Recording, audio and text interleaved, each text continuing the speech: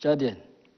Mes chers compatriotes, il y a 61 ans, notre beau pays, le Tchad, accédait à la souveraineté internationale. C'est avec une forte émotion et une légitime fierté que je m'adresse à vous, à l'occasion de l'anniversaire de notre indépendance, un moment chargé de tant de symboles et de significations. En ces instants, ma première pensée va aux pionniers de cette émancipation et à tous ceux qui ont lutté pour que notre pays jouisse de son droit à l'autodétermination. Nous mesurons pleinement l'essence et la portée du sacrifice consenti pour la conquête de la liberté, de l'indépendance et de la dignité. Je salue la mémoire de ces braves compatriotes qui ont su allumer la flamme de l'espoir qui continue de briller et d'éclairer la marche du Tchad éternel. Mes chers compatriotes, si la commémoration de notre indépendance est un moment de fierté et de réjouissance, elle doit surtout servir à un profond examen sur la vie et l'état de notre nation. Nous devons tous ensemble, nous interroger sur le parcours et l'évolution de notre pays dans une communion harmonieuse. Nous devons nous tous investir pour consolider les acquis de l'indépendance, de la liberté et de la démocratie. Nous savons tous que notre pays a connu tant de vicissitudes et d'épreuves. Dieu merci, notre peuple, qui sait être résilient, a pu trouver les ressorts psychologiques et la force nécessaire pour faire face aux défis et suivre la trajectoire de son destin. Un destin avec des soubresauts, mais un destin qui nous a toujours grandi. C'est bien cette grandeur d'âme et cette foi si vivante qui nous ont permis, il y a 3 mois, de surmonter la terrible épreuve du décès brutal et tragique du maréchal du Tchad, Idriss Déby Itno, sur le champ d'honneur. Comme il nous l'a lui-même enseigné au fil des 30 dernières années, rien ne vaut la patrie et le pays. Le seul sacrifice à faire, c'est celui pour son peuple et sa terre. Cette sagesse qui fait les grandes nations doit nous animer sans cesse et guider nos faits et gestes au quotidien. Je voudrais à ce sujet féliciter et remercier toutes les forces vives du pays pour leur sens élevé de patriotisme et de sacrifice. Avec la grâce sublime de Dieu, le Tchad n'a pas sombré comme d'aucuns le redoutaient. Nous avons fait montre de cohésion fraternelle et d'union sacrée autour de notre plus précieux trésor qui est le Tchad. Ce louable état d'esprit explique clairement les résultats encourageants des 100 premiers jours de la transition. Il serait peut-être fastidieux de faire un bilan exhaustif de cette période, mais je relève simplement que tous ensemble, nous avons franchi un important palier dans l'évolution du processus de transition. Mes chers compatriotes, le gouvernement de transition est à pied d'œuvre en vue de nous permettre de respecter à la lettre les engagements pris par le Conseil militaire de transition devant Dieu et le peuple. La feuille de route adoptée lors du récent Conseil des ministres, qui a assorti d'un agenda bien défini et contraignant, fixe le cap du futur et de l'avenir de notre pays. J'instruis fermement le gouvernement de transition à l'exécution rigoureuse et sans tarder des actions indexées dans la feuille de route. Le temps n'attend pas et toutes les diligences possibles et imaginables doivent être mises au point à cet effet. Dans ces vastes chantiers de portée nationale, la contribution de toutes les filles et fils du pays est attendue, car aucune compétence n'est de trop quand il s'agit de poser les balises de la refondation de la nation. J'invite toute la classe politique, la société civile, à une totale mobilisation patriotique à la dimension de notre défi commun. Je note, au titre des actions urgentes à réaliser, la mise en place du Conseil national de transition qui fera office de Parlement. Au regard du rôle commun important du Conseil national de transition dans le dispositif de la transition, Il est impérieux d'accélérer la procédure de désignation des membres suivant la grille de répartition et les critères prévus.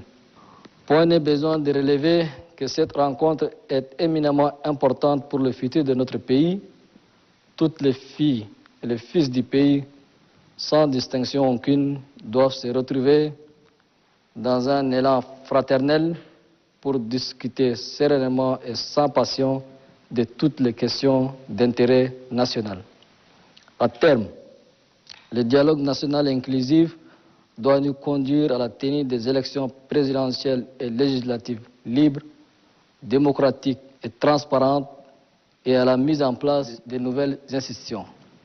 À ce titre, l'organisation du prochain dialogue national inclusif doit se faire avec beaucoup de méthodes, de soins et de rigueur. De même, le dialogue franc et sincère appelé de tous nos vœux sera ouvert de manière spécifique au mouvement politico-militaire compte tenu de la particularité des problématiques inhérentes à cette préoccupation. Un comité sera très rapidement mis en place à l'effet de définir les modalités pratiques et opérationnelles de leur participation à cette importante rencontre. Qu'il s'agisse du dialogue sur les questions de portée politique ou de la rencontre autour des dossiers relatifs aux politico-militaires, j'en appelle d'ores et déjà à la sagesse et à la lucidité des uns et des autres. Les pratiques mesquines et le combat d'arrière-garde doivent être à jamais bannis. L'agenda commun doit être l'avenir de ce pays qui nous a tout donné. J'ai saisi cette opportunité pour remercier les partenaires et les pays amis pour leur soutien et solliciter davantage leurs précieuses contributions à l'effet de nous accompagner dans cette délicate phase de la transition politique dans un environnement marqué par les défis économiques, sécuritaires et sanitaires. Mes chers compatriotes, la paix, la stabilité et la sécurité sont la matrice qui fonde toutes les actions du Conseil militaire de transition.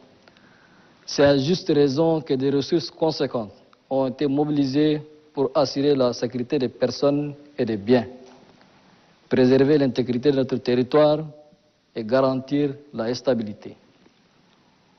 Aujourd'hui, nous pouvons nous réjouir des résultats engagés sur le front sécuritaire et de la lutte contre le terrorisme. Mais le pari est bien évidemment loin d'être gagné. Nous devons tous les jours renforcer la vigilance et être prêts à contenir potentiels risques de menaces sur notre sécurité et notre stabilité.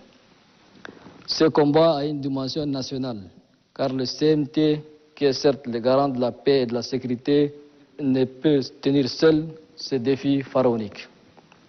De même, nous devons comprendre que la paix et la stabilité prennent d'abord racine dans les familles. C'est à travers des comportements responsables, dictés par l'amour de la patrie et l'intérêt national, que nous pouvons consolider et cimenter les acquis en matière de paix, d'unité et de stabilité.